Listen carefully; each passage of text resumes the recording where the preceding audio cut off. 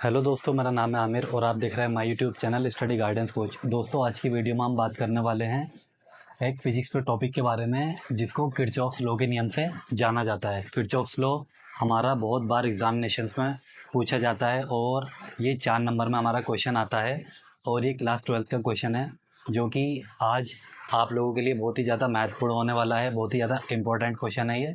ठीक है, तो दोस्तों देखते हैं इसको आप लोगों को करना कैसे है। ठीक है, तो चलिए वीडियो को शुरू करते हैं।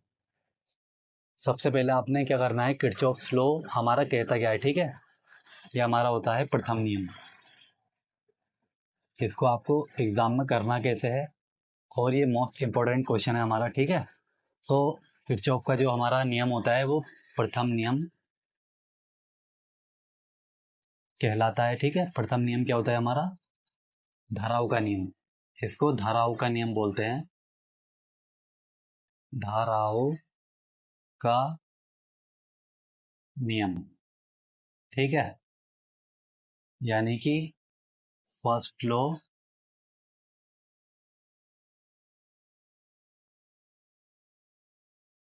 Law of currents. ठीक है, ब्रैकेट में इसको लिख लीजिए KCL, किरचॉफ्स लॉ। ठीक है, तो दोस्तों आपको एक चीज़ का और ध्यान रखना है। इसमें आज हम आपको किरचॉफ के नियम के बारे में तो बताएंगे, इसमें आपका कोई कोई क्वेश्चन जो है एक एक नंबर में भी पूछा जा सकता है। जैसे किरचॉफ का नियम किस चीज़ का नियम होता है, तो ये हमारा धाराओं का नियम होता है। ठीक है, किरचॉफ के नियम में जो भी बात होएगी वो धाराओं के नियम पर बात होएगी, यानी कि करंट्स के ऊपर बात की जाएगी। ठीक है, तो देखिए इसकी डेफिनेशन आपको किस तरीके से लिखनी है एग्जामिनेशन में। यहाँ पर हेडिंग्स ले लेते हैं, बहुत बार पूछा जाता है ये। ठीक है, 4 नंबर में हमारा क्वेश्चन आता है और आपको इसको करना कैसे है आज हम उसी टॉपिक पर बात करेंगे। ठीक है, तो ध्यान से देखिए इसकी परिभाषा आपको कैसे लिखनी है। इसमें आपको लिखना है इस नियम के अनुसार, इस नियम के अनुसार किसी विद्युत परिपथ में किसी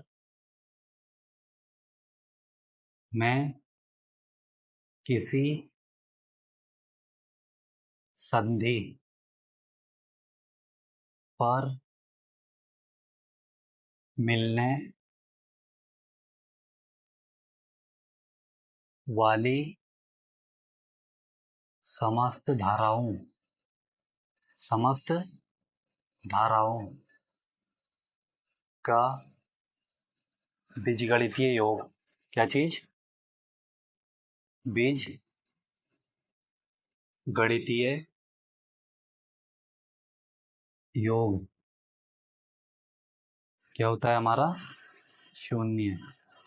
अभी बताऊंगा आपको किस तरीके से समझना है इसको। ठीक है, बीजगणितीय योग शून्य होता है। ये तो आपकी डेफिनेशन है जो आपको बोर्ड एग्जाम में लिखनी है। ठीक है, अभी इसमें जो क्वेश्चन में कह रहा है, इस नियम के अनुसार किसी विद्युत परिपथ में किसी संधि पर मिलने वाली समस्त धाराओं का बीजगणितीय योग शून्य होता है। ठीक है, ये संधि क्या होती है मैं अभी आपको आगे बताऊंगा। ठीक है, किस तरीके से काम करता है हमारा ये वाला जो टॉपिक है, किस तरीके से काम करता है। ठीक है, इसमें ये क्या कह रहा है, बीजगणितीय योग शून्य होता है, यानी कि समीशन ऑफ आई इक्वल्स 0। ये हमारा किरचॉफ्स लॉ है। ठीक है, अभी इसमें आपको एक दो पॉइंट हो रहे हैं जो पूरी डेफिनेशन कंप्लीट करेगी। ठीक है, तो उसमें हमारा क्या है उसको समझिए। इसमें आपको एक चीज़ और ध्यान रखनी है दोस्तों, जैसा भी मैंने आपसे बताया था कि एक एक नंबर में पूछ लिया जाता है किरचॉफ का नियम किस बेस पर है। ठीक है, तो धाराओं के नियम पर आधारित है। ठीक है, ऐसी एक चीज़ आपको नोट करके लिखनी है, ये भी कंपटीशन या कहीं पर भी आपसे पूछी जा सकती है। ठीक है, तो नोट करके इसको लिख लीजिए। किरचॉफ का नियम, किरचॉफ का नियम आवेश संरक्षण। ठीक है, आवेश संरक्षण के सिद्धांत पर आधारित है। ठीक है, आवेश संरक्षण के सिद्धांत पर आधारित है।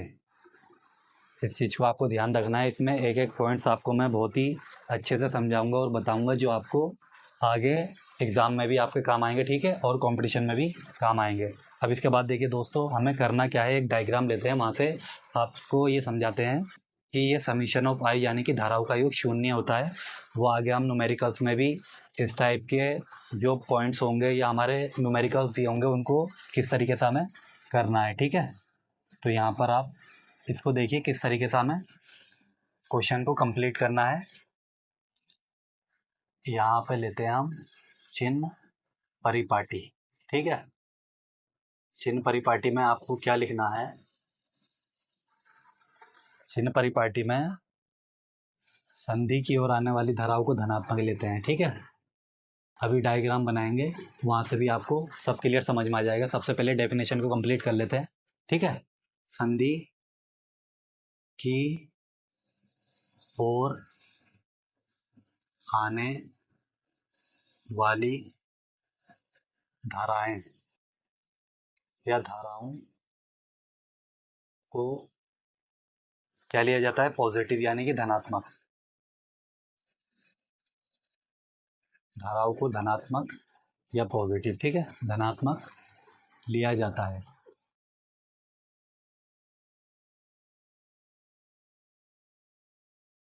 और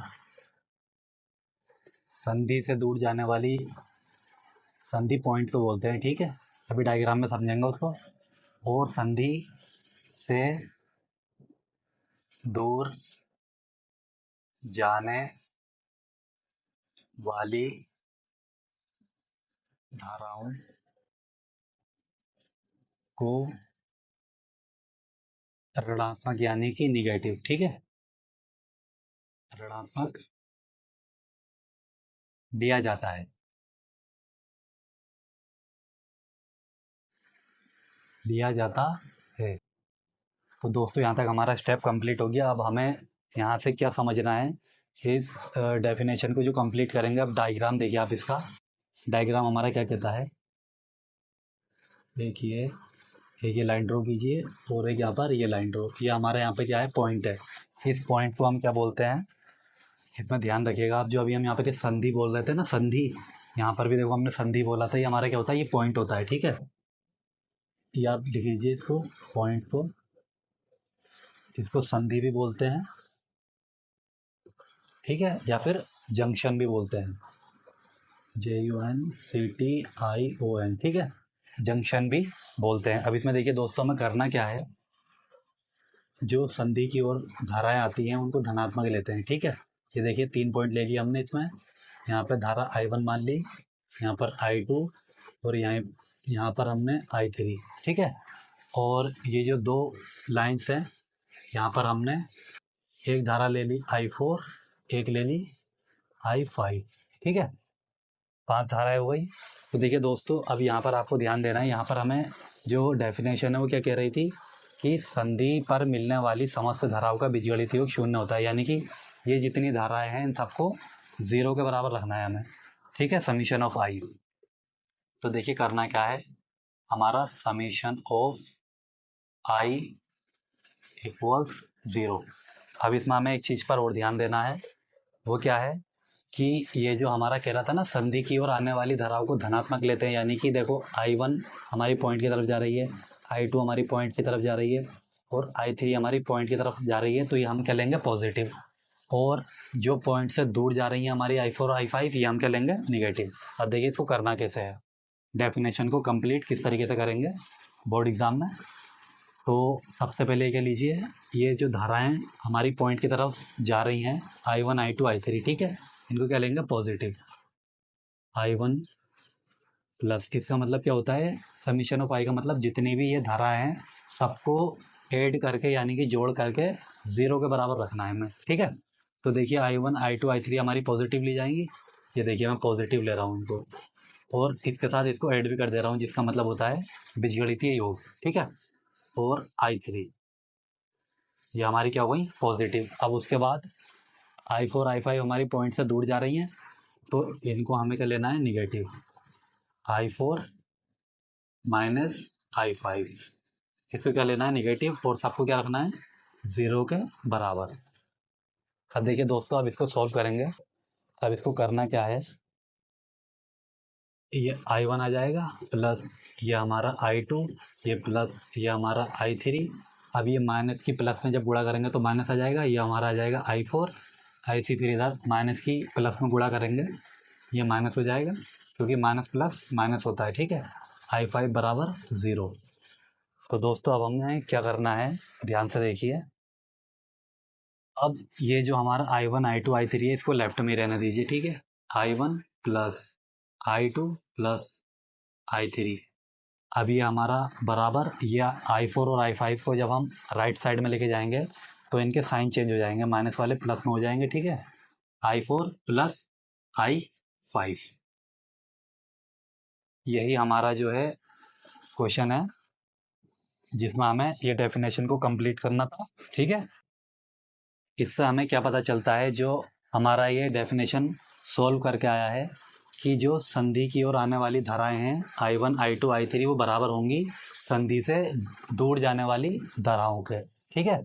जो संधि से दूर जा रही हैं I4 I5 उन धाराओं के बराबर होगी, ठीक है। तो यहाँ पर लिख दीजिए I1 I2 I3 क्या है, हमारी संधि की ओर आने वाली धाराएं, संधि की ओर आने वाली धाराएं बराबर होंगी संधि से दूर जाने वाली धाराओं की, ठीक है। यानी कि पॉइंट से जो दूर जा रही हैं, उस पॉइंट को हम क्या बोलते हैं, संधि। संधि से दूर जाने वाली धाराएं। तो दोस्तों यही हमारा किरचॉफ का नियम होता है, जो हमें बोर्ड एग्ज़ाम में कंप्लीट करना होता है, और आपको इस तरीके से इसका डेफिनेशन और जो इसके इम्पोर्टेंट पॉइंट्स हैं और जो हमारा ये डायग्राम है, इसको किस तरीके से क्लियर समझाना है और किस तरीके से आपको इसको करना है, ठीक है, बोर्ड एग्ज़ाम में। तो इसका मैंने आपको सारा ये तरीका बता दिया है, और कमेंट सेक्शन में मेरे को बताइए आपको ये वीडियो कैसा लगा, और मिलते हैं नेक्स्ट वीडियो में। तब तक के लिए हैव अ नाइस टाइम।